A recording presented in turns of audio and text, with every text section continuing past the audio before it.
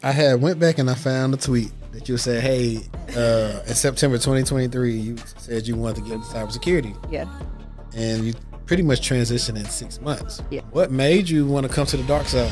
So it is funny, that same day, so it was actually September 15th, 2023, there was this tweet on the timeline. It was a lady that tweeted it, and she tweeted about like a junior cybersecurity analyst role that they didn't require any experience. So I got on Google, did my Googles. I literally decided based on that tweet, like, I think I want to do this. And I think in my Google searching, that's where the Google CyberSecurity cert came up with Coursera. I'm going to come back here in a few months when I've done what I said I was going to do. And then that's when I went through and did the cert. So now you work as So my technical title is a lead application security validation engineer. So all the applications in our environment, I make sure that they are pen tested with our vendor and work with the application teams to ensure that they remediate the vulnerabilities within the remediation timeframe. Have you dealt with any imposter syndrome? Oh, 1,000%. 1,000%. My manager says that too. He's like, security is not hard. Like you can teach anybody this. And he's like, you learn that like once you're here, like it's not what you thought it was. Like, whatever.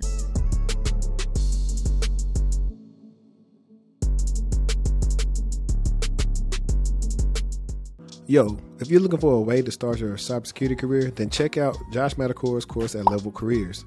He has a great cybersecurity course, target for beginners, very affordable, and if you're familiar with Josh Matacor, he's also a brilliant YouTuber and puts out a lot of helpful content. So here are some of the reasons why you can choose cybersecurity: high demand, job security, competitive salary, work variety, and fulfilling work. The national average salary of an information security analyst is $113,000. Overview of the course: theory introduction, security refresher, security frameworks, security regulations and standards, security operations signals. Then you have these great labs with Azure, logging and monitoring, Microsoft Sentinel, secure cloud configuration content. So if you're interested in a course, click the link in my bio and use my code to get 10% off your course.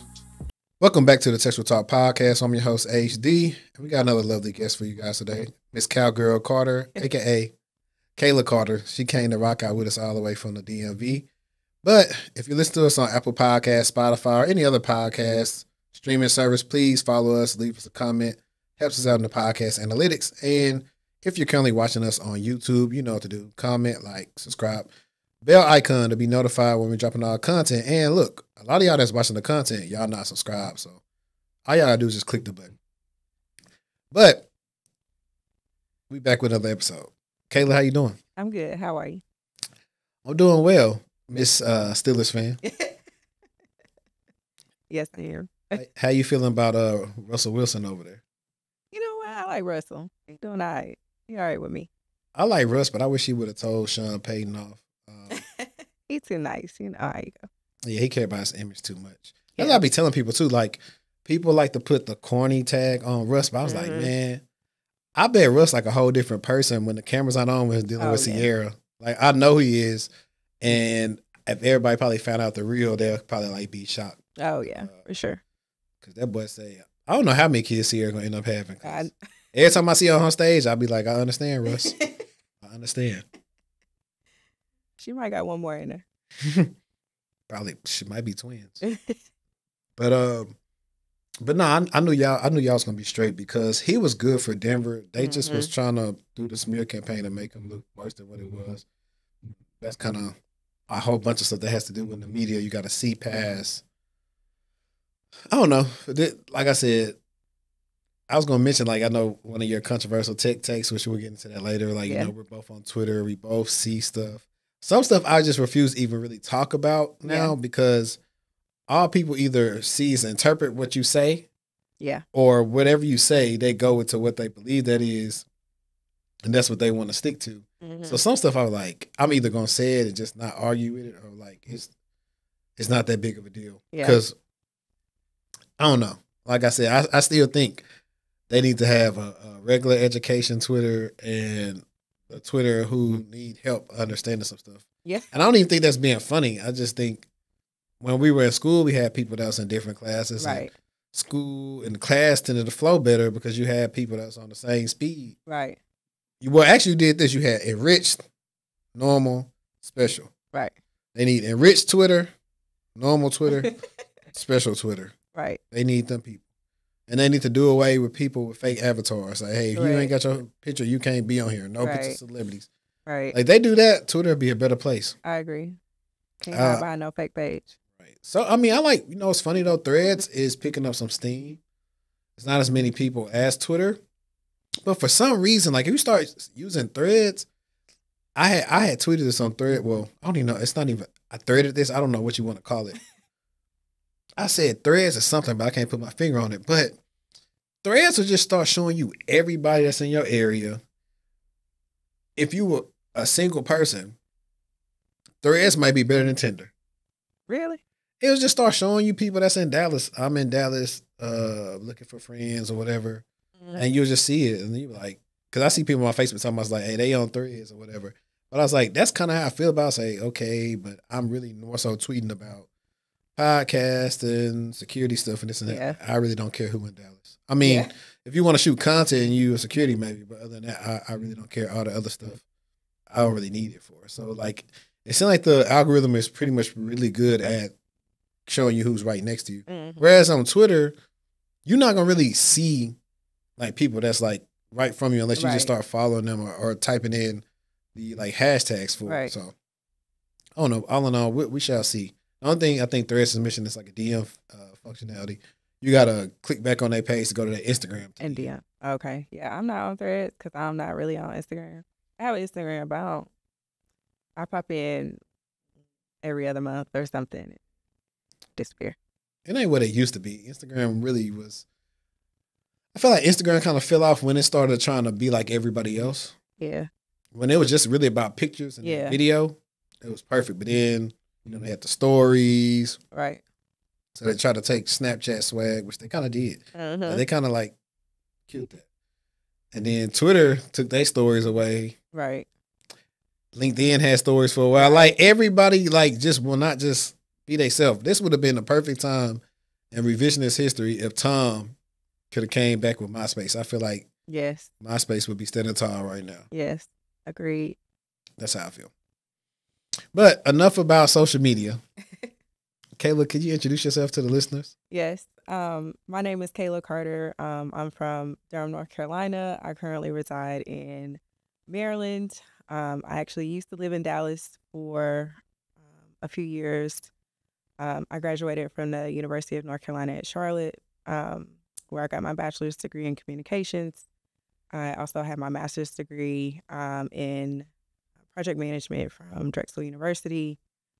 I have a dog, no kids as of yet. So, yeah, it's me. Sorry, I got a new phone, so. It's okay. I'm still trying to figure it out, too. I got a new one. That's my old one, and I didn't went back to Android, so I've been used to, like, swiping down and searching my apps. And let's see. Okay, so speaking of college, let's talk about college. Why did you want to go, and then why did you choose that major?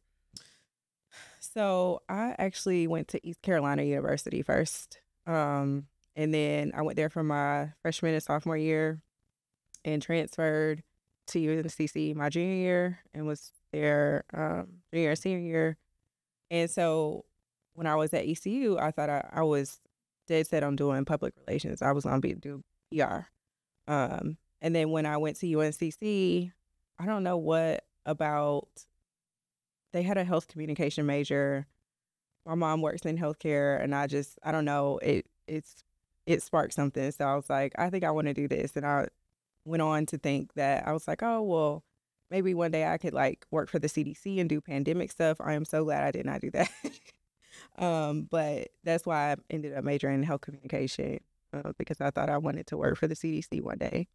So glad I did not. But yeah, and while I was at UNCC, I actually ended up crossing AK. Okay, I'm finna be funny again. Guys, whenever this comes out, you're probably not going to see it this week, but it is election day. And so while she just said she crossed AK, I was like, if y'all soar winds, like y'all gonna be unbearable. Y'all gonna be outside strolling, serious mattering us to death. Yep. That's how I feel. And there's nothing that's gonna keep me from her inauguration. We'll be out there in the I will never go to another inauguration again. I don't care who the president is. I've never been. I'll probably feel that way after I go. Well, you already out there, so it's fine. Yeah. But like when I went, I'm from Louisiana. So we went, it was freezing cold. Yeah. I'm talking about the hand warmers in our hands and that, and I'm good. Yeah. On top of that might have been Obama. So this was Obama's original inauguration. I'm pretty sure that's probably been the biggest one ever. Yeah. I could be wrong, but we had like old people that was like born in like the 30s and 40s with us. They got lost. Like I'm good. I'm not going again. Yeah. Never. It's not that serious to me. No, it's not.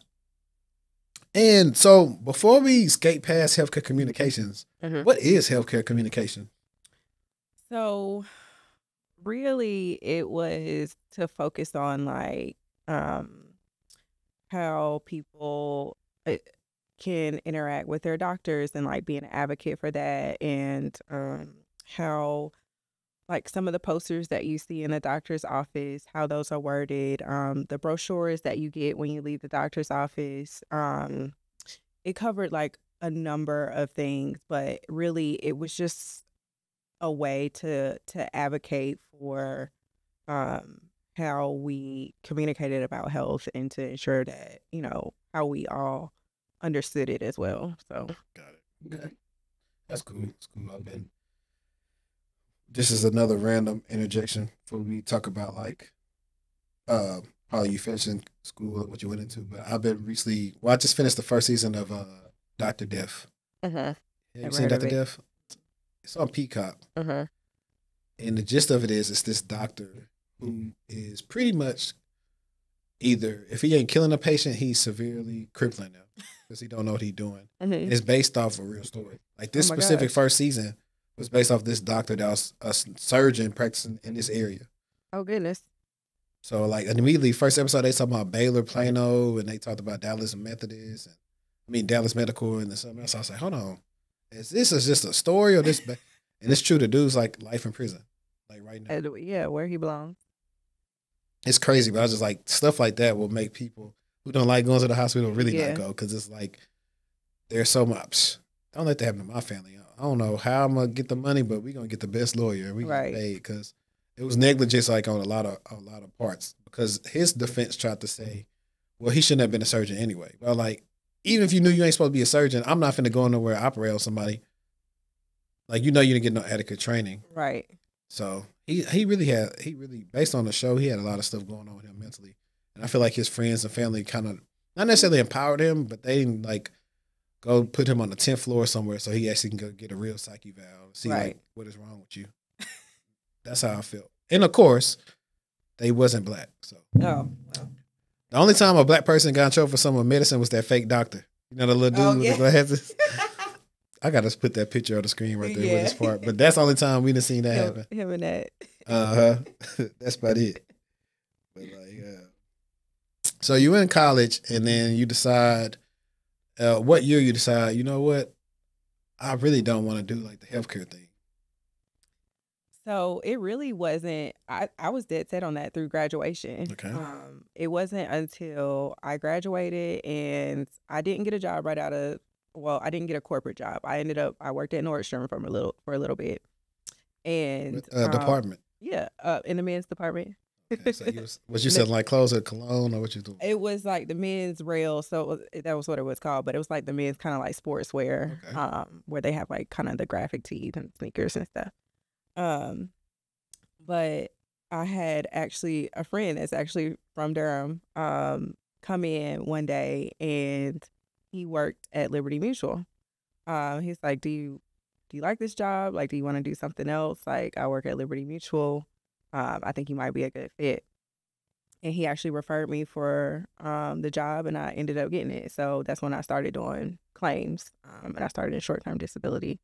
So that was about 6 months after I graduated from school. So yeah, I think there's a lot of times it's like, I think I graduated November 2013. technically by I think March I had a job, but I didn't start till May. So yeah, that tracks most of the times about 6 months, unless like you benefited from like getting internships and having a job waiting on you. But I say 6 months to a year sometimes for people. Well, those new grads out there, if you're struggling, like just gotta keep pushing. Yeah. So, how was doing claims? Honestly, that was one of the hardest jobs I had. Like, you talk about working long hours, long days. And it was like call center environment too. So you talk about phones ringing all day, also having to read medical records, also having to evaluate approved claims, deny claims, call people, send out correspondence, check compliance boxes. Like, we had to do all of that. And so like it was long hours, and our workloads were double what they should have been. So I always say, like, the more that I've like kind of grown in my career, the like easier work has kind of gotten as far as like hours, I would say, because I mean I've worked long hours, but never as consistently as I did in that job. Like, it was just a hard job. Like, it really was. And that call center environment just made it 10 times harder. Yeah. Was the pay decent? It actually was. Like, I started out at a really good pay rate. Or Liberty Mutual paid really well, so that made it easy. And I actually had a really good team. Had a really good boss from day one. So like that made it easy, but it definitely was a hard job. Yeah. So if you weren't cut out for it, if you weren't one of those people that work smarter and not harder, you were gonna drown. Yeah, and I imagine. Okay, so on the average, how many calls you think you did a day? Probably 40 to 50 at least. You said that's an average day. So like, I know when I did help desk, I think an average day might have been 20 to 30. Yeah. And back then, after talking to people all day, I didn't want to talk to nobody that much when I got off like work, and I really didn't feel like talking on the phone. Yeah. And sometimes if you got a boyfriend or girlfriend or something, they can't understand it. Sometimes it's like it's an issue. And then I talk to you all day. It's like, well, I don't feel like talking. Text me. And, until they can finally like, okay, well, yeah, they have been having to say the same script over and over again, deal with the same problems. This person had this documentation here or there. Oh, sorry, this don't kick in till the end. All the fun stuff. So I definitely could see how that could be very taxing on you. So I wanted to ask you, what's a fun fact, I guess, since you said you started out like, so is short-term disability, is that the only claims that you worked, or what else did you do in claims? So I did FMLA, I did long-term disability, and with short-term disability, you do some other stuff too, like company leaves. You might administer, depending on the employer's plan, you might do parental leaves, state leave, I would have to do as well. So there's a mix of things. So what's a fun fact that people should know about any of those type of leaves or services that they may be paying for that they don't really understand? Well, a lot of the times it never covers 100% of your pay. Sometimes it does. But you're always going to have to, it's never just going to be awarded to you. It's never just, my doctor says I need to be out, so I need to get paid. It does not work like that. Your doctor cannot just take you out of work. You have to be disabled from your job. We are looking at your job description, and we are looking at your medical condition. So your medical records need to explain why you are disabled from your job. If you have a sedentary job, you sitting at a desk, and you broke your ankle. I mean, you might get a little time, but then it's gonna be like, well, your ankle doesn't, that doesn't keep you from sitting at a desk. You can sit down, you can lift your leg if you need to, but that doesn't keep you from typing and having to look at the screen. So it just depends. So have y'all ever dealt with fraud? Like somebody saying they fingers broke, but they like, do y'all make people go check and see if their fingers broke? If they say like, hey, I can't type at my job, like I broke 4 fingers, to go to medical records. A lot of the time what would happen is actually employers would would report the fraud. So people would confide in their colleagues, and their colleagues would snitch, and they would call us and say somebody's on vacation. That's hate. Or, go look at their Facebook. And we would, we could do that. If it was open in public, we could go look at that. And if we found that somebody was, they said they had a broken ankle and they're walking around Disney World, claims closed. We could write that in their denial letter to say, or we would send it to their doctor to say, hey, we got this proof. Would you still say that your patient is disabled based on this? And they would say no. See, probably. You're supposed to go to Disney World and not post it till you go back to work. Exactly. So they can't say when it happened. Tell people. Yeah. Your coworkers are not your friends. Exactly. I only got one coworker that's my actual friend. We've worked at 3 companies together. And we've hung out outside of work. Other than that, I don't really have any friends at work. The one coworker that was my friend, I left that company, so we're not. She's still my friend now. Mm-hmm. Ain't that something though? Like, it always sucks when your friend at work find a new job before you be hurt. Like, dang, man, I'm supposed to be making that work now. I ain't got nobody to talk to. You gotta deal with these people. Okay, so I was going through your career history and I saw you did claims, and then I want to say about, what was it, 3-4 years ago is when you decided, hey, I want to get into like account executive roles. So I did claims for like almost 5 years, I guess. 2019, I moved into maybe it was 4.5 years. I moved into an account manager role. So what I did is I actually worked with an account executive where we supported large employers who outsourced those type of benefits. So if they outsource short-term disability or LTD, long-term disability, we would kind of consult with them. So I kind of did the day-to-day stuff. I was responsible for reporting. I was responsible for running the meetings. I was responsible for day-to-day issues. So if there's something that got escalated, something from the claims team, like, hey, this person has said they left this person 3 voicemails. Nobody's getting a call back. Can you try to get somebody to get a call back? Can you touch base with the manager or something like that? I handled those things. If there was a change to the account, like if they wanted to change a plan, or if there was, any type of change, we did what was called an account change request. I own that. So I did the day-to-day stuff, and the account executive oversaw more so of the relationship and overall strategy. So I did that for a couple years, and then I moved to account executive at a different company. Got it. No, when you were talking, I was like, oh, okay, I see the transferable skills now. Yeah. Which we'll get into that a little bit later. But it's just funny, like when it does come to people pivoting or doing different things, and they're like, oh, what am I doing? Or they not even knowing some of the skills that they possess and how to leverage them. Because when you finally get the job, you're going to see that these people don't know what you thought they knew. Mm-hmm. It happens every single time. Yeah. And so when you were an account executive, and those weren't like, you didn't have to like take any sales training or anything for that. That just was based on experience of dealing with claims and being an account manager. Yeah. But I'm pretty sure like being an account executive dealing with like some healthcare paid good money, right? Oh yeah. So it's funny. So I actually this has kind of been a trend, but before I left my previous company, I had an offer for a project management role. And they kind of only wanted to bump up my pay, I think like a few $1,000s, which I would have been okay with if I didn't have this other offer on the table.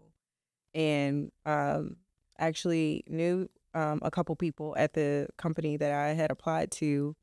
And I was nervous about the account executive role. I knew the account executive role at my current company, I wasn't interested in that role. But the role that I applied for, I knew it was a little bit different. There were some nuances that I felt like I could deal with at the other company that I was like, okay, like this is, I can do this. So, but the pay increase was like, it was a difference of like $40,000. So I was like, I'm not leaving $40,000 on the table. You can't. Man, get all the money you can. So I left. Okay. So I went back and I found a tweet that you said, hey, in September 2023, you said you wanted to get into cybersecurity. Yeah. And you pretty much transition in 6 months. Yeah. What made you want to come to the dark side? So it is funny, that same day, so it was actually September 15th, 2023. There was this tweet on the timeline. I don't even remember who tweeted it. It was a lady that tweeted it, and she tweeted about like a junior cybersecurity analyst role that didn't require any experience. Mm-hmm. And I was like, So I got on Google, did my Googles, and I literally decided based on that tweet, like, I think I want to do this. And I think in my Google searching, that's where the Google CyberSecurity cert came up with Coursera. And I signed up for it that day, and I started it. I think September 15th might have been like a Friday because it took me a couple days to start it. Because I think I started the following Monday, but it literally was just kind of like on the fly. And that's kind of like the person I am. Like sometimes I just kind of decide things on a whim and I go for it. But that's really what it was. It was a tweet that inspired a Google search that said, okay, like, you've been wanting to get into tech in one way or another. I thought my way in would be project management. But the MGM hack had just happened like right before that. I was like, so that was in my brain. I remember talking to my dad about that. And so it just went from there. And I was just like, you know what? I like what I'm seeing with this Google search. Like, let's see what happens. And that's when I tweeted, because I have to keep myself accountable. I have to put things out there. And I said, I made a decision today that I'm going to make a big change. I'm going to come back here in a few months when I've done what I said I was going to do. And then that's when I went through and did the cert. Nice. Hey, shout out to Coursera. Listen, I'm going to link my video because I reviewed the course. I'm link it right here so you guys can check it out.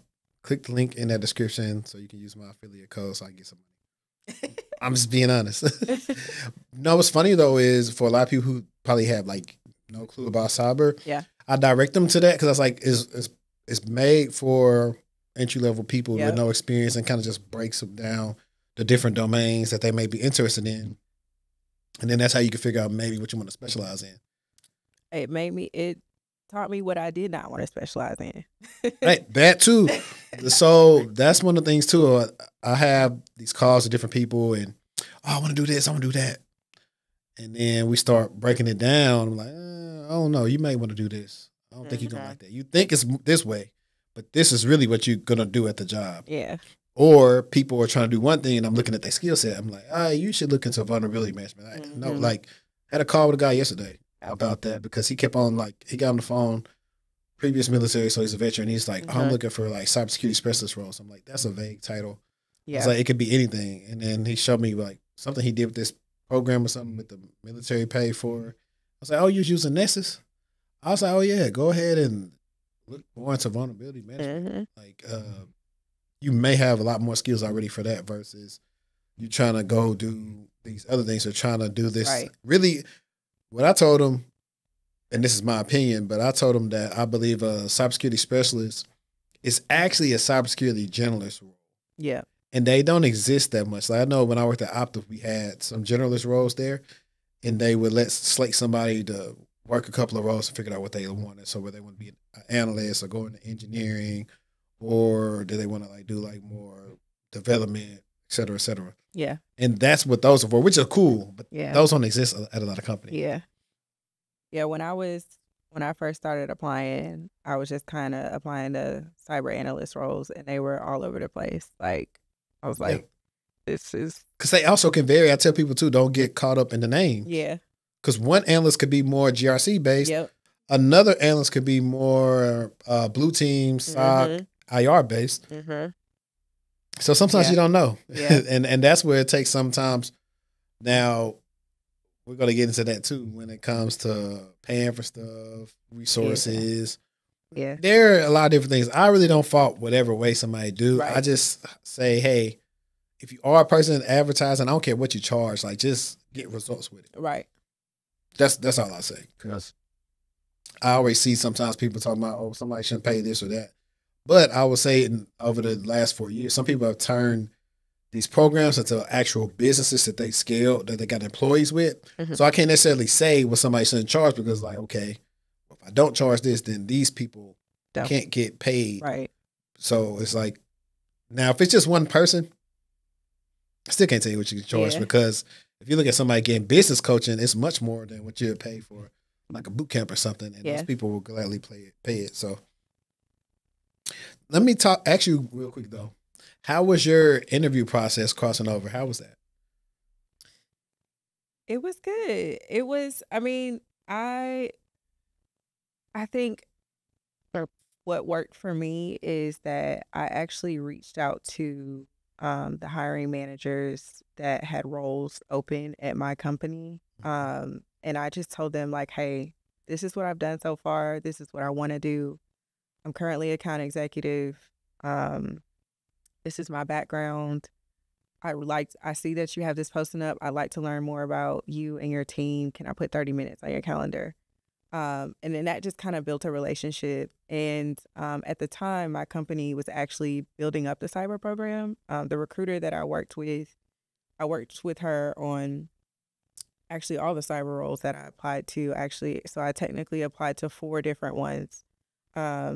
She had hired 30 people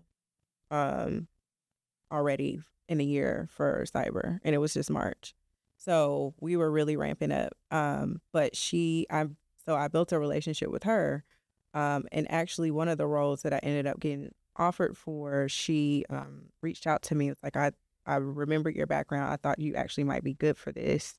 And it was actually one of the roles I ended up getting a offer for. So I think it really was, I think, the relationship that I built more than like how well or bad I interviewed because it was just more like they could tell that I was motivated. They could tell that I went the extra mile to like get a certification first. I wanted to put time on people's calendar. I wanted to learn more. So I think that just mostly stood out more than anything else.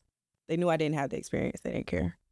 Yeah, I think the devil's in the details. But you illustrate something that I try to preach to newbies about the networking and just putting yourself out there and just never knowing. And you just pretty much dismantled the spray and pray approach that I tell people doesn't really work. Mm-hmm.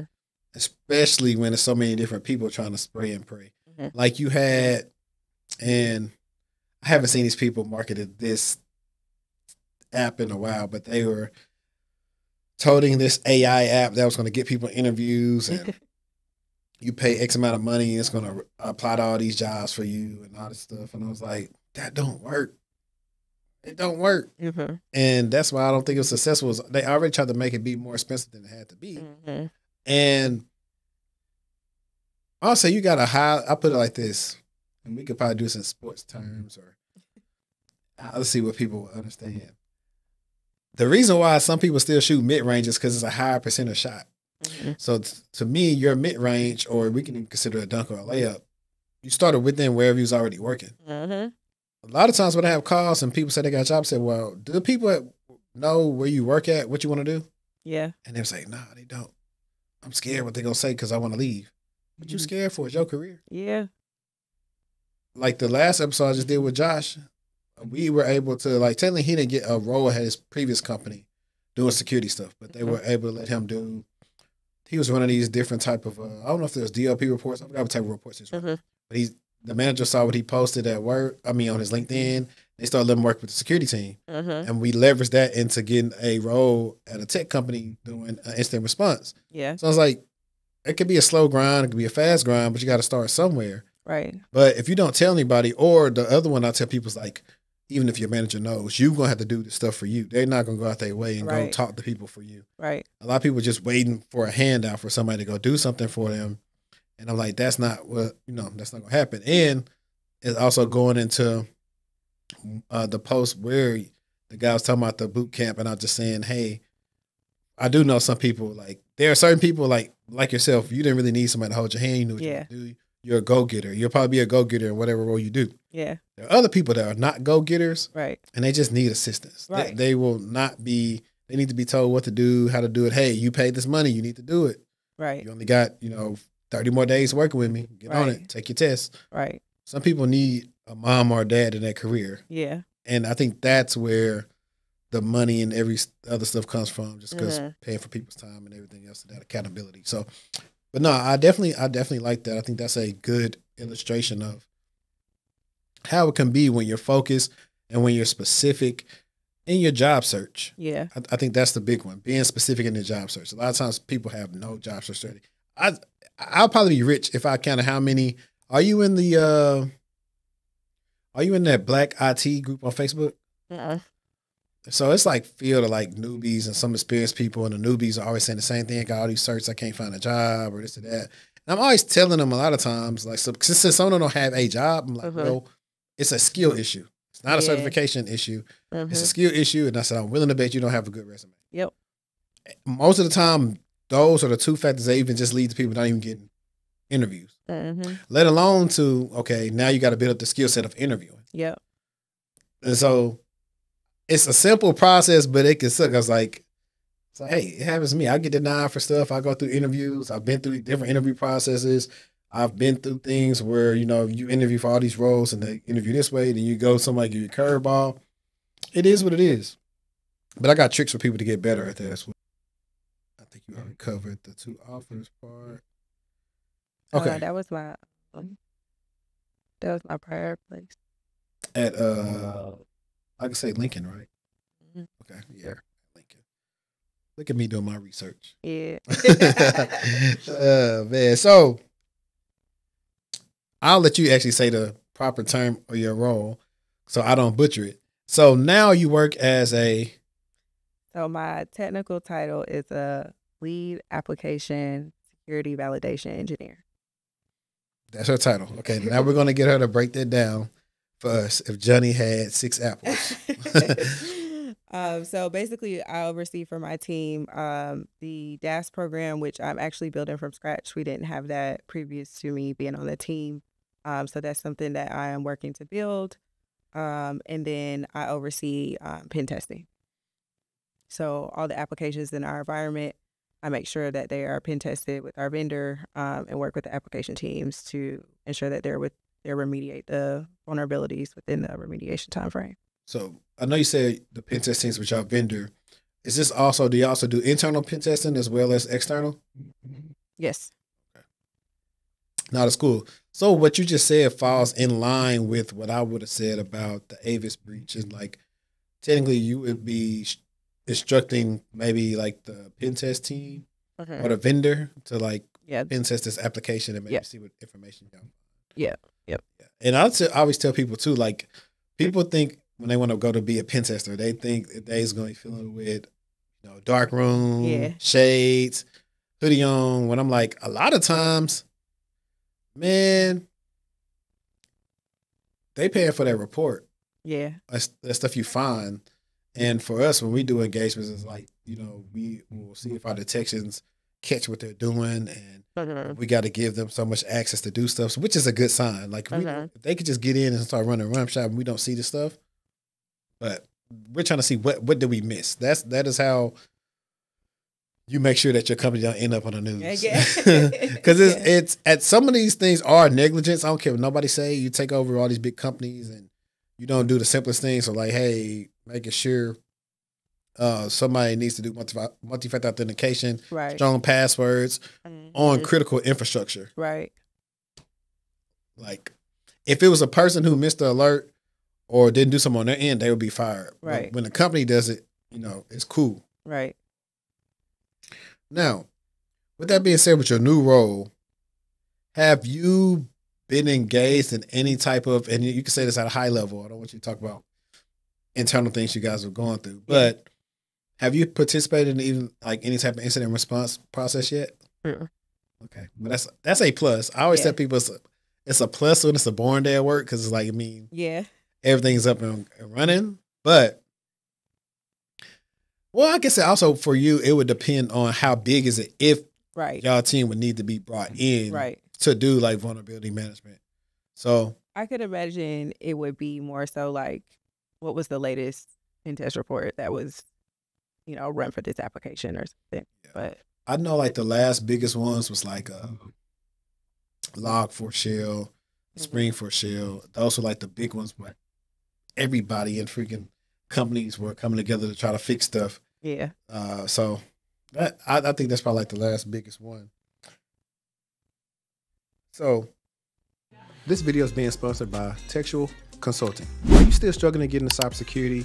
Are you not getting interviews? Do you have a bad resume? Or is it all the above? Well, if that's you, then we got you covered at TechTual Consulting.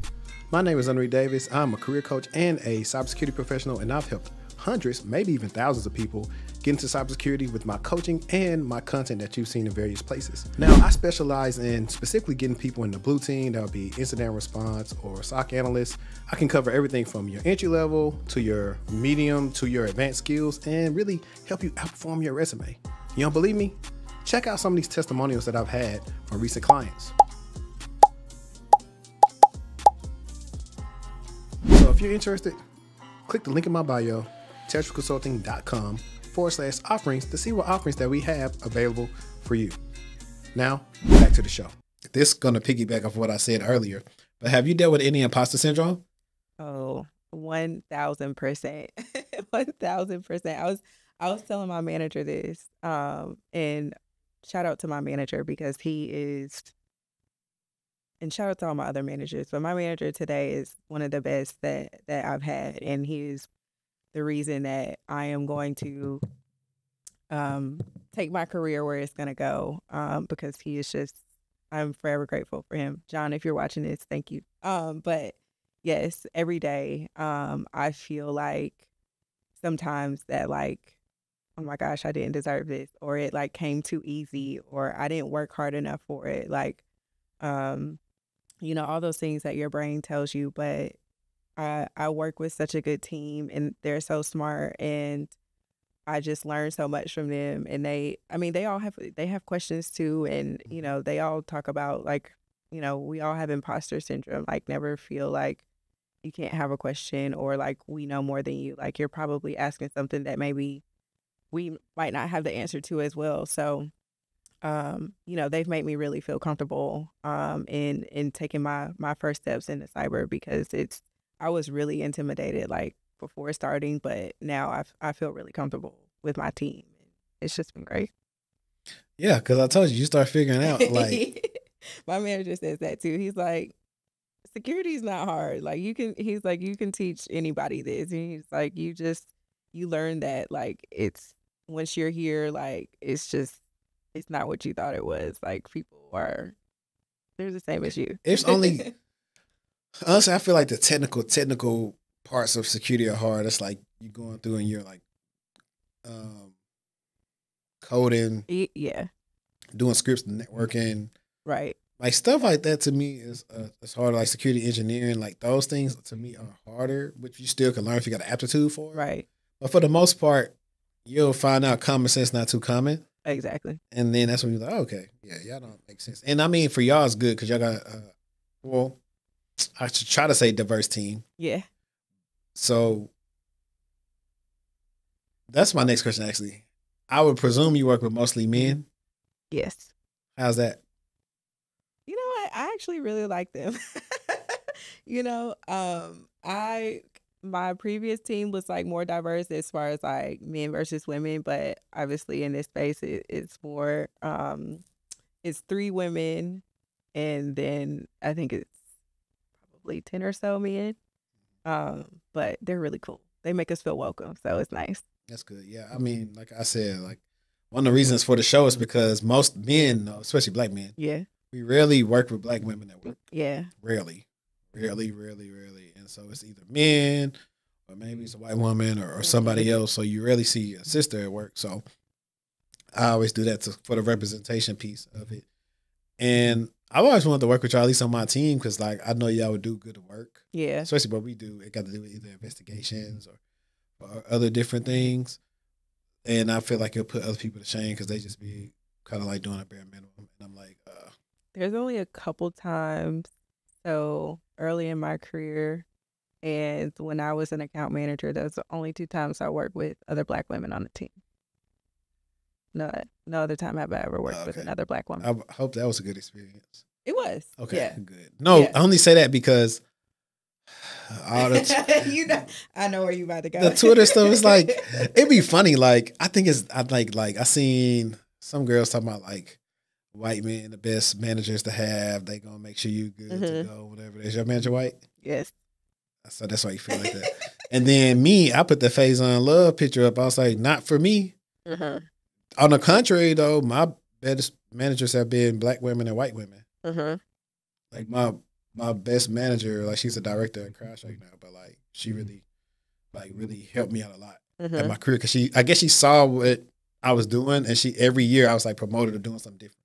Yeah, that's all I need. I can't be in the role where you're not actually seeing like my value or seeing like what I could bring to it. And so if you keep me pegged in a box, it's not a good thing. It'll actually make me go show my talents elsewhere. I'll be like LeBron, I'll go out South Beach. But men, for brothers, no, you rarely run into like a white manager that's gonna really be a good sponsor for a brother.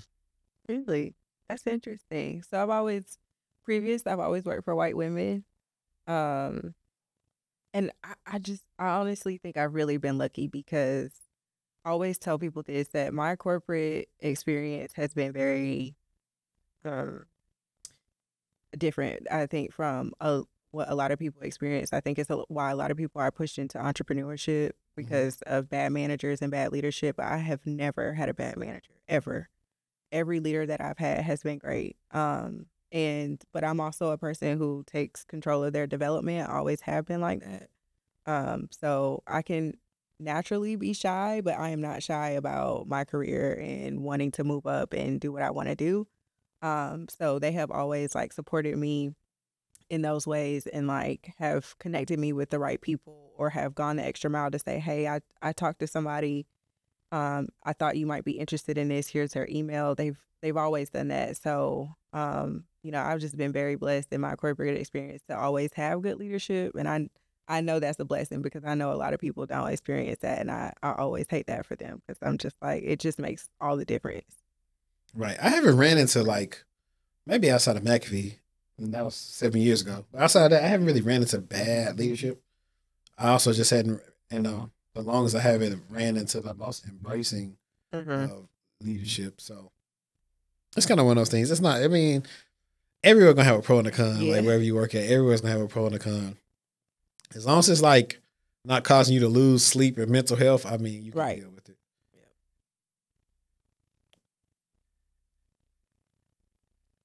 Okay. So what's your typical day-to-day like? Is it like filled with meetings, doing project stuff, you working in Jira? What you got going?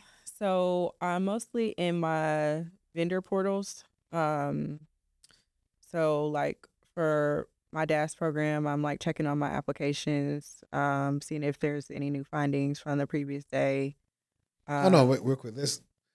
Let's inform them of DAS. Okay. Because you've been saying DAS a lot. I'm like, well, what is DAS? DAS is Dynamic Application Security Testing. So it's an automated scan that for us runs every day, every 24 hours. And so I check on that every day. I'm in our pen test portal, so we constantly have testing going on.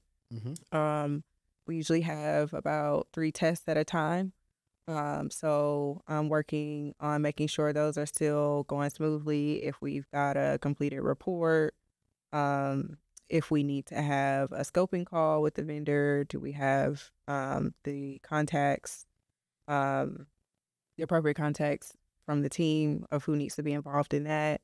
And if we have had it, do we have anything outstanding from the team? So, has the vendor sent us any questions about, credentials or the environment or whatever they need to do their testing, and they're waiting for something from the team and the team hasn't responded. So I make sure that they get those answers to them. I may have a couple meetings a couple times a week. We have a team meeting. I have a couple vendor meetings. And then outside of that, I don't want to act like I do nothing because I do fill my day, but sometimes it's just like looking for like conferences. Like my manager will send us like virtual conferences. Sometimes I'm studying or trying to find a new cert. I'm trying to study for my CISSP. So we'll see. I got it in progress on my resume, but I hadn't studied for it in so long. Oh my goodness, it is overwhelming. I actually haven't studied for it in a while either, but I have the books at home, so We have to keep each other accountable. Yeah, I used to have it on my calendar. I need to put it back. It's been off for like a week. But yeah, so but really it's mostly spent in my vendor portals, just making sure nothing has popped up. We actually changed the process for our application teams and how we notify them of our vulnerability findings. So right now that's my focus with my manager and the rest of my team to just ensure that that process is going smoothly. We just started that this week, so that'll be our priority for the next couple weeks. Got it. So the next one I want to ask you is, at a high level, without divulging too much, what's the most exciting thing if you got a chance like to work on into your career? So I am really excited about building the DAST program. I've never gotten to build anything from scratch. I've always kind of, I've always been a person that's like a process improvement person. I'm always kind of like, I know in some of my previous roles, I'm sure my managers were tired of me saying like, we should do things like this or we should do things like that. But it always kind of had a foundation first. It gave me something to work with, but this was completely from scratch. The only thing that I had was I knew the vendor that we were going to work with. So they had already chosen that, but I had to build the program. So the SOPs, the FAQs, how like my manager let me run with everything. And actually we had a goal to onboard 24 applications by the end of the year, and we've already hit that goal. So we're at 100%. We've knocked that out of the park. So now we just kind of get the focus on this new process that we've rolled out this week for the rest of the year and make sure that's smooth. I'm actually confident that I can get some more onboarded this year. My manager's like, he always tells me nights and weekends, Kayla, nights and weekends. We don't, as long as you're not working nights and weekends, I'm happy. But so that has been like kind of my pride and joy because it's my baby. So I get to make it how I want. So I've been really excited about it. Sounds like somebody's getting a bonus. I hope so. No, you definitely getting a bonus. I think the company's been performing well. Yeah. And so this is a question here, which could be kind of different based on how I word the question, but I'll flip it like this. Granted, people may not be able to do exactly how you did it based on you already at a company and they had a need, you filled it. What would be some skills you think somebody would need to do this? And it could be either new skills or whatever transferable skills they may have. Project management skills for sure. The penetration testing program that I oversee is really ensuring that we keep our pipeline full. So it's having to make sure that we test our applications per our contractual obligations. So either annually, biannually, per request by a client. But that really requires project management skills.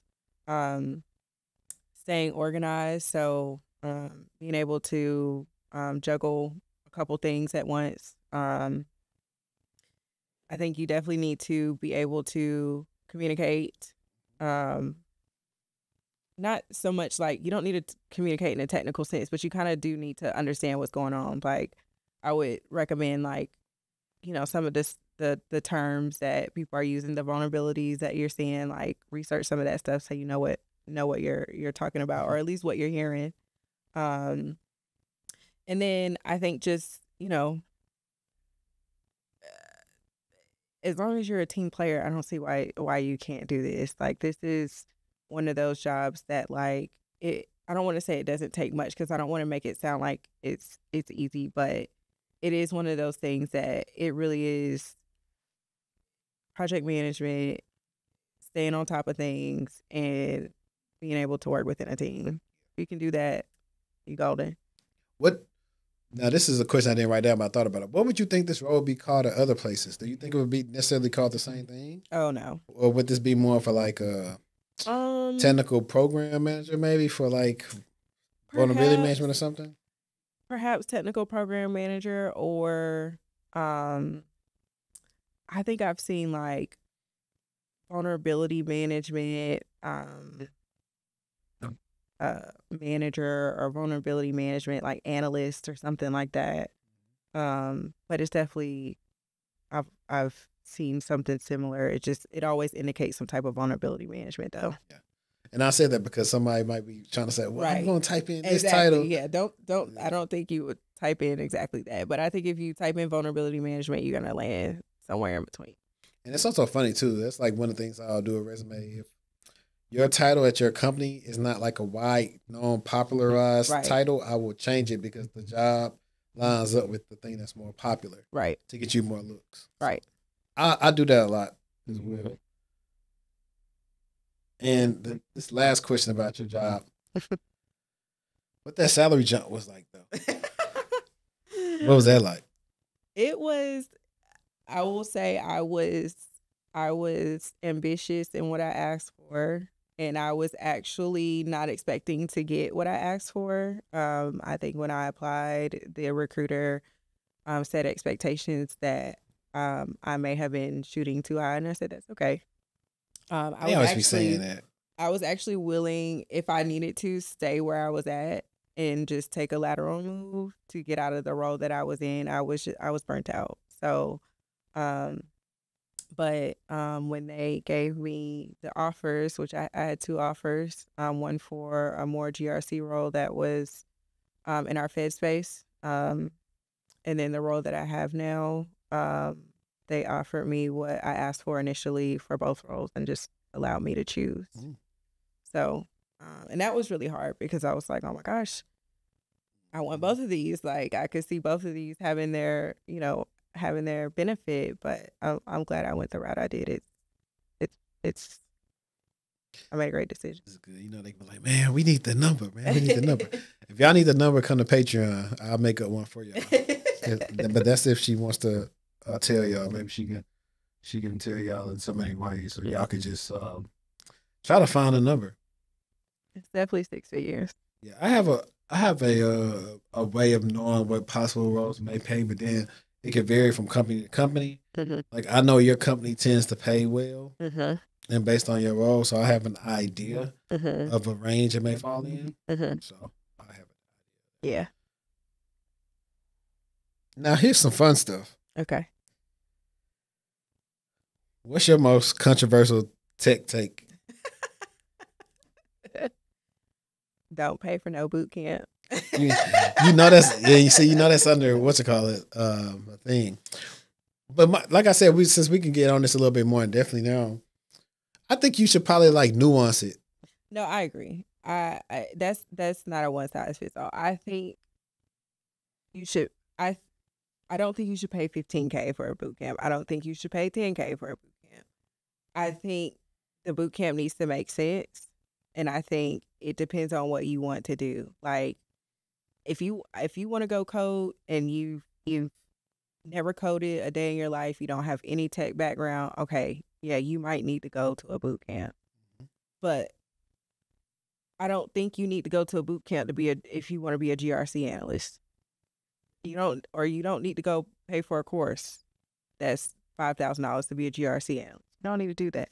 Yeah, they have cheaper courses. Like I said, I'm not really in the price thing because I'm all about what value does it bring you. Because, like, for example, I'll eventually have a course like my coaching stuff. Like, I have like private stuff that the clients see that YouTube doesn't see. Yeah. So that stuff will eventually be course material, and it's not going to be as expensive as that at all. But when it comes to like my other services, when I'm often talking to them in consultation calls, or if I'm maybe trying to like pitch it to them, I'm like, well, you may see this price, but this price also covers some stuff that I really can't quantify. Like you're getting access to my network and other stuff. So one of my recent clients that got one of his jobs, like he got 2 jobs. So he working 2 and he found 2 companies. They cool. At first I told him, hey, try to pick one, but he was Right. like, hey, they low maintenance. I said, hey, I ain't mad at you. Get them 2 checks. Yeah. But one of the jobs he got, primarily because, of course, he did do good in his interview, but it got pushed up because one of the people that worked there used to work with me. Yeah. So she knew if I was going to recommend somebody that's going to be solid. Yeah. So you're talking about a guy that went from making $50K that went to making $132 total Right. comp.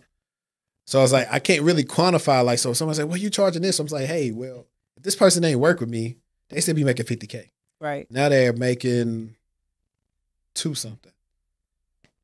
No, I think I agree with you. And I think that when it comes to paying for anything, you want to pay for something, by all means. I think that what's important is that, one, that you get something out of it, like you said, but I think the onus is also on the person that's providing the service to ensure that you are providing something of value. So like you said, somebody getting access to your network, I think that is so important, because I feel like a lot of people are just saying, here, come pay for this, but they're not giving out no referrals. They're not helping you with no job placement. They're not connecting you with nobody that might help you get a job. Like, they, giving you some course material and sending you on your way. Like, okay, go take that test. Like, Yeah. you know what I mean? And it's like, you leave people, okay, they didn't pay X amount of money, and now they go take the test, and then it's like, now what am I left with? But there was no value there, right? And so I just feel like it's really important, as somebody providing a service, that you are passionate about giving people value, and that if you have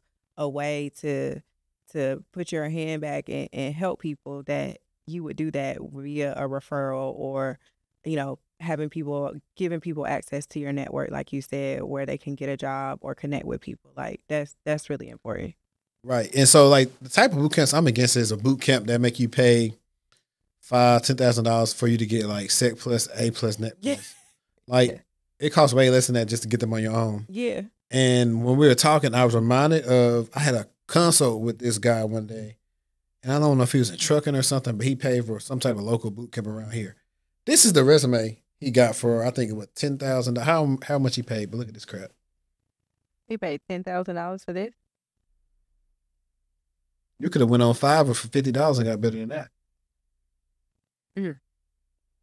I forgot his name because I always often check in with him, because he was I think he was on a cruise or something like that. But I was just like, I'm against stuff like that. I'm against of like, and I've seen I know one person who falls under that $15K thing. I think his prices are different. He does get a bad rap. I will say, at least in his benefit, there are people I've seen do his program and get jobs. But what I tell people is, it's like, for that niche specialized skill set, I would advise people to already have some type of technical background to go with it. Because I was like, it is hard for somebody to go from zero to nothing to do PCI. Yeah. Because you got to really be dialed in. One of my homies, his friend took it, and I think they finally landed them a PCI gig. But they was dialed in. They knew a lot of stuff, and they was doing a lot of stuff outside of it to learn. And this is definitely not necessarily towards boot camps, but also towards any learning. Yeah. I can tell my baby brother, he's in college now, like, a lot of stuff you're going to have to learn going to be outside of school. Yeah. I told him that. So, I don't know. I think it's always fun when the topic comes up or whatever. But a lot of us who've been in the game 10, 15, some 20 years, when we would try to say or try to guide people somewhere years ago, we are gatekeepers and we hating. And I was trying to say, no, what's real gatekeeping is the fact that up until like 4 or 5 years ago, it was super hard to get in the industry. Yeah. There was no information on it. And you probably weren't going to get a job doing it. That was the real gatekeeping that people don't even know about. Like, that lasted for a long time, why it took for a lot of people to get into the game. But now a lot of us are like, you know what? We finna just gatekeep and maybe tell the people we close to. Yeah. Because y'all don't respect the information. All y'all do is hate. Anytime somebody got something good to say, y'all hate. Like, it's ridiculous. So that's what I mean. It is definitely a toxic place online. Yeah. I mean, it don't really bother me. I like all the engagement, whether it's from Twitter, Instagram, TikTok, YouTube. I be going in on the YouTube comments. Yeah. Like, somebody say something funny to me, I say something funny back. Yeah. I'm like, you not finna. I was born for this. You ain't finna out troll me. Yeah. On my own YouTube page. So you don't know. Like we talk about boot camps a lot. I still think boot camps have their place. You have a lot of boot camps that are partnering with universities, Yeah. which can be a sticky situation because if you got somebody lean on you that look official, then it's gonna like the boot camp is official. But I always will say, review the course materials and see what you get out of it. What I think is gonna be the trend moving forward is more specialized learning.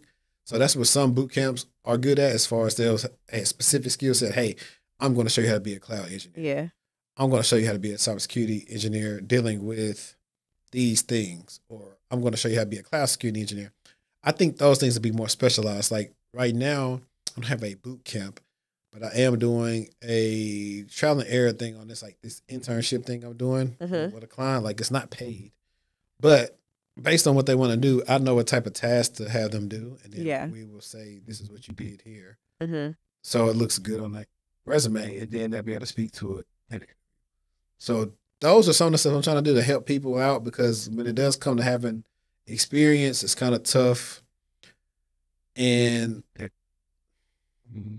I'm not gonna lie, and as a person with a lot of integrity when it comes to doing your resumes, they'll say something to me. I was like, I wouldn't say you do it, but I ain't gonna tell you not to do it. Yeah. Because people will say, well, I'm gonna lie and say that. I'm like, if you can pass the interview doing it, by all means. Because I had another guy, he had a friend that's in identity access management, and now he's actually became a client. But when we was talking, he's like, yeah, my friend told me I should put this all on my resume and say this and change these jobs to IM jobs. And like 90 days, I should get a job. I was like, okay, cool. I asked him when their friend got in, about 2020. I said, okay. It was easier for him to get in at that time.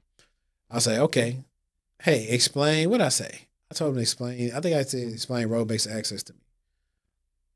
And he couldn't explain it, which I think he knew it, but it comes to a point where you learn all these different things. It's hard to kind of talk about it. Yeah. And I was like, this is the part that people mess up at because they learn so much, but they just learned it and learned it. They don't know how to explain it. Yeah. They get stuck on it. I was like, well, explain multi-factor authentication to me. Yeah. That overcomplicates something like that. So it shouldn't, I always say it shouldn't be this hard to get in. Yeah. You got this people saying, hey, it's 500,000 jobs open. These people are saying it's not. I don't think it's 500,000 jobs. I don't think so. They are always talking about, well, these things could be entry level. I'm like, well, if that's the case, hire the people that want to do the stuff. Hire them. And that's the other gatekeeping. They don't want to. Right. Because then you have to do away with a lot of certifications. CompTIAs. Like, I know they get a lot of hate, but all these people, what I do like is there's a crop of new companies. They're developing better certifications that aren't geared around ABCD. They're geared around actual practical knowledge and passing practical tests, and they give you like 24 hours to pass it. Those are the better options for people with no experience now, because now you can say, hey, look, I passed this certification, and this certification was practical. This is what it covered, and this is what I had to do.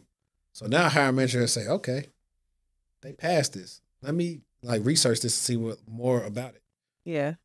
And you got the equalizer. You can make blog posts, which I recommend for everybody to do because, like you said, knowing those terms and talking about them, look them up, type them up. If something that comes from your own mouth would be easier for you to talk about. Right. So I think like with the entry level thing, what I'm hoping happens, and if I ever get in management, is what I hope that I can do one day is like taking the chance on the people that don't have experience but might have the transferable skills, like you know, like my manager did for me. Like, you know, sometimes you need those people that don't have the cookie cutter security background, or didn't have the computer science degree, or don't have the cybersecurity master's degree. Like, you know, you take a chance on people sometimes, and I understand that some hiring managers are not in a place to do that. Like the teams that they're over do need people with you know, certain type of experience and background. But I'm hoping that one day the industry will pivot towards really being more open to that entry level and allowing people to like some kind of more of those like generalist roles, like allowing them to just, you know, come with whatever background that they have and shaping them into something versus wanting them to have something already. Yeah, so I'll tell you what some companies are doing. It's pretty smart, but it's actually I see it both ways. Some companies are doing that in the form of just hiring more interns, so Mm-hmm. letting internships be longer. Yeah. So it kind of experience, and they'll have to pay the intern as much as they have to pay like a new full time employee. And Navy needs more benefits and got a family and stuff like that. So I've seen the trend of that, so people could look out for that. So that is one of the reasons why you want to get into school. But like I say, if you're going to go to school, get into a school that's going to benefit you. Mm. If you already got a job, like if she said she needed a master's and she wanted to go to school, by all means, I would say go to WGU because she's already in the field. Yep. But if you're not in the field and you want to get a place that has like a better, stronger alumni base, companies coming there for their career day, they have good percentages and putting people in internships for helping them, that's what you need to be looking into. And they get mad at me when I say this, but it's not because I'm saying nothing bad about WGU. Yeah. I'm just telling you what I know about when it comes to college. Yeah. It's simple. Like, do they even have a campus? They probably do, but They might. I'm not sure. But we know people primarily go online. Yeah. Which is, I mean, it's a benefit. But anything you can finish that fast and they make you all them certifications, I don't care for curriculums like that. That's just me, though. Yeah. Because just make you learn stuff to pass it. You don't get a chance to really absorb it. Right. So that's that. And then I had this other one to ask you. Are you giving out referrals? Sure. For people that are really want to work, really looking for a job, really, I don't put my name on the line for everybody and anybody, but if you are really looking to make a connection and I can help you, I'm happy to do so. Because that could be a real come up. Like, oh yeah, you get about 10 referrals. I did one for a colleague that I used to work with at a previous company. She came over and I got her referral, and the bonus is actually more than I thought it was, and that was nice. I was like, I could get used to this. Some people real do be like making a come up out there. I'm just apprehensive because I'm like, is she gonna actually work? You gonna make me look bad? Right. Like, all my referrals are actually people that I wouldn't mind working with for myself. So yeah. It would definitely wouldn't be somebody just like, hey, and then I would just refer them. But we had a couple conversations and I learned more about them. I'd be comfortable. You lucky I don't know how to go. I forgot how to go through like people's tweets and search like their tweets that got like more than like 100 likes or something like that. That way I can really start seeing like all the hot topics and seeing like what you've been talking about. What is something that I didn't, I guess, cover from Twitter that maybe you thought I would have brought up? Like with cyber or just in general? It could be cyber or it could be in general. I'm trying to think. Twitter just so all over the place.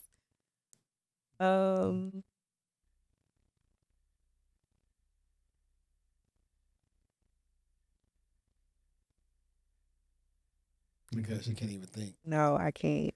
Yeah, I know it be funny stuff. I think the last 4 years has making people have a disdain for like tech Twitter. Oh yeah. They seeing them as like glowed and then people was waiting on their downfall. But I mean, that was new people that was happy to be in. Most of the people who've been in was like.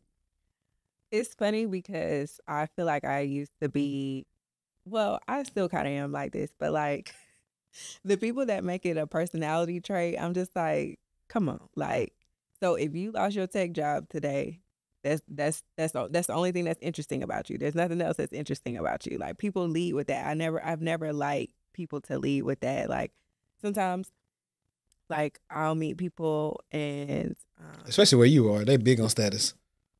Who? The area that you stay in now. Oh yeah, that's what they all on. Oh, what do you do? What do you do? I work for the government. It's also why and this might sound weird, but like why I don't lead with like that I'm okay. Like I don't know. Sometimes people treat you weird or like I don't know. I don't know how to explain it, but I want people to like know me. Yeah. You know what I'm saying? And I like nothing else makes me me. Like I just want people to be like, I like Kayla because I like Kayla, and then whatever else I'm affiliated with, then like that's just a bonus. But some of the people that when prior to me working in cyber, like I would see tweets about Black Twitter and I read Black Tech Twitter, and I'm just like, Y'all are like, because y'all just leave with that, and I just don't like it. Yeah, because I mean, a lot of people's using it to get bread because people Yeah. want to seek them out and get advice Right. and stuff. It's for branding purposes you can do that, but like most of the time, some people are doing it as if like somebody's like, oh, I'm a lawyer, I'm a surgeon, I'm a doctor, Yeah. I'm a nurse, yada yada yada. But it's essentially what I gotta chill. It's essentially what the men do or women do, but the men, if they making a lot of money, they leading with their money. Yeah. There was something we was talking about on Threads yesterday when the chick was like, yeah, these guys offer to buy me these things. I had a job, but she's like, if I asked them to do that from the jump, they would say I was a gold digger. And I was like, well, since 2020, that's like been the thing. It was just like money making you and stuff like that. But it's really not. It's really more about your character. That's why like a lot of people, I'm gonna just say guys. I'm not gonna really focus on the women because they have a different dynamic because they're trying to be guys when they have money, and it definitely doesn't work out for them like that. Those guys with the money, like they can take the girl on a date or whatever or something, but they can't keep them because they don't really have a lot of substance. Yeah. They don't have a good character. And so when you start focusing on your character being good, and this also just goes into as well as like when you come to like work it. Like I said, a lot of people are just trying to get into the game, but I'm always say, all right, I have a LinkedIn learning course about like kind of, okay, cool, you got into cybersecurity now, what you gonna do? How you gonna stay here? How you gonna make a career out of it? Gotta be likable. That's how you get promoted. I hate to say everybody, it ain't the person that's the best at their job. The person that's likable and most well known, they're gonna be the person that gets promoted over you. Yep. Or I'm gonna use that likable, the person that wants to kiss up more. That too. Yeah. I think a lot of people want to get into cyber too just because it's trendy. Like they think it's trendy. Like it sounds cool to be like, oh yeah, I work in cybersecurity. And I'm not saying that it doesn't, but like it should be what you really want. Like if it's not what you really want, don't just try to go with the trend, like, or don't just try to go because you think that's where the bread at. Like there's bread in a lot of places. Like I was making 6 figures in insurance. Like, you know what I'm saying? Like there's plenty of people that was making a whole lot more money than me still in insurance. Like, hey, funny thing is Liberty still hiring security people. Yeah, they are. They are. I was looking at some of their posts. Lincoln is too, actually. Yeah. So like that's the thing too, and then that's the other thing. Like everybody's so focused on like, I think this is the other conundrum, tech. But you can have a technical job in a different industry. So we've been talking about healthcare. We've been talking about insurance, finance. I think your company kind of is finance, healthcare ish. So they say that they're a benefits technology company. So what we do, I'm say benefits, finance, healthcare. That's what I'm calling it. Yeah. So what we do is we supply the platforms that where a lot of people where they do their open enrollment and stuff. We build those platforms for employer. Yeah, I know. I got my card from y'all company. Oh yeah. And I'm trying to see. Like, I guess the money. I didn't know I got a different account, so some money rolled over on that. I was like, okay, I'm gonna call them just to verify exactly how it works. Because some of that stuff I got, I don't know how it works, and when they rolled over, it was like, it's ridiculous. Yeah. Now, before we go, I know you've been talking about this new venture. You got something approved the other day, company and stuff like that. Yes. You care to tell us a little bit about it? Yeah. So I, again, on a whim, decided that I wanted to start a consulting business to help people transfer or transition into cybersecurity. So I felt like I was in the best position to do that because I just did it. And so this is my way of kind of putting my hand back in the position that I'm in now to try to help people and bring them over to cybersecurity should they really want it. You know, I pride myself on telling people that, look, this is going to take work. We're going to work together to create actionable steps that you are going to have to take to transition, but we're definitely going to get you there. So actually services go live November 11th. So in less than a week. And if you follow me on Twitter, my link is in my bio to book a consultation. So Okay, well, let's see. I need to reply to this email. You're gonna learn a whole bunch of stuff about people. I know. I got imposter syndrome about that too, because actually I've never wanted to be or pursue entrepreneurship.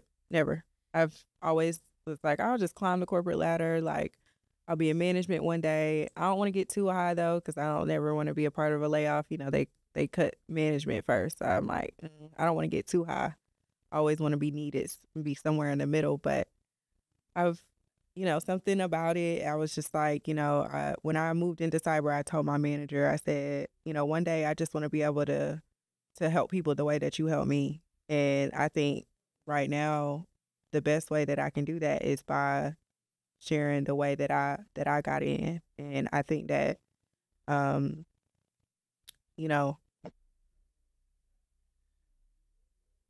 whether that's one person, whether that's 100 people, whether that's 1,000 people, it don't matter to me. I just want to help people get over to the dark side. So yeah, that was me. So that, like, initially I got my master's because I said I wanted to be a manager and get us in and hire us. But then I realized that wasn't going to necessarily mean I was going to do it. Yeah. So this way it has afforded me the luxury to get so many of us in or give them a start.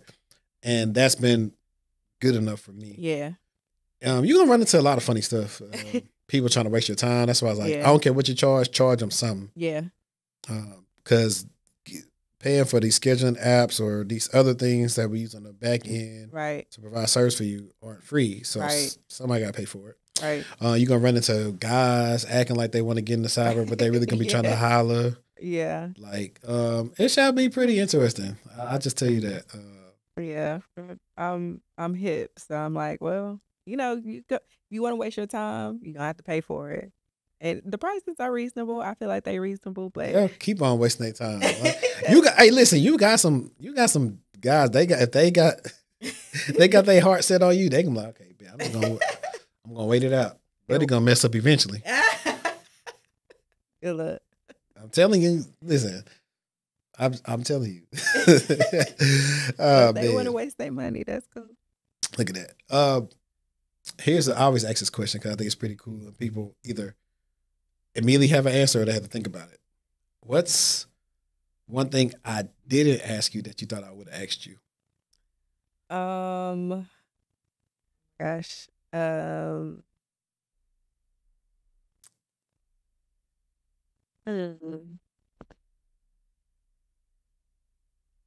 Take me a second.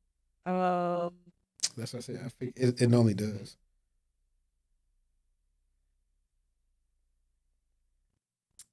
Oh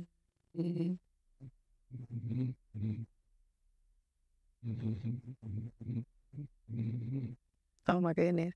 Sure.